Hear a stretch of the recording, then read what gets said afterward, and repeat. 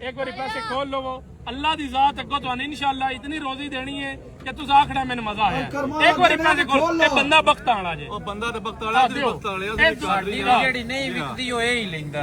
ਇਹਦੇ ਕੋਲੋਂ ਹੀ ਵੇਚ ਜਾਂਦਾ ਦਿਓ ਮੁਕੱਦਰ ਬਹੁਤ ਹੈ ਨਹੀਂ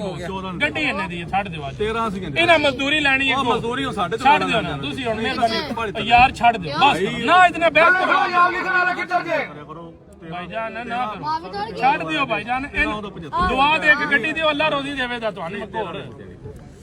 जी भाईजान तेरा कुत्ते की बन समझ आंदी है हां जी भाईजान बोलो जी सब दसो ਗੱਡੀ ਬਣ ਜਾਣੀ ਹੈ 13 ਲੱਖ ਤੋਂ ਬਾਈ ਜਾਨ ਆਵਦਰਾ ਨੇ ਪੁੱਛ ਲੋ ਪੁੱਛਿਆ ਤੂੰ ਤੇਰਾ ਆਵਾਜ਼ ਆਉਂਦਾ ਕੋਈ ਨਹੀਂ ਰਲਾ ਜੀ ਆਵਾਜ਼ ਦਾ ਹੱਥ ਮਾਰਾ ਵੇਚ ਲੈਂਦਾ ਜੀ ਲਾ ਬਸ ਬਾਈ ਛੱਡ ਦਿਓ ਨਹੀਂ ਇਤਨਾ ਨਾ ਬਸ ਕਿੱਥੇ ਹੋ ਗਿਆ ਬਾਈ ਜਾਨ आ गई है ਲੱਖ ਲੱਖ ਕਿੱਧਰ ਗਿਆ ਜਾਂ ਲਿਖਣ ਵਾਲਾ अब जी बयाना दो इन्होंने अपना सी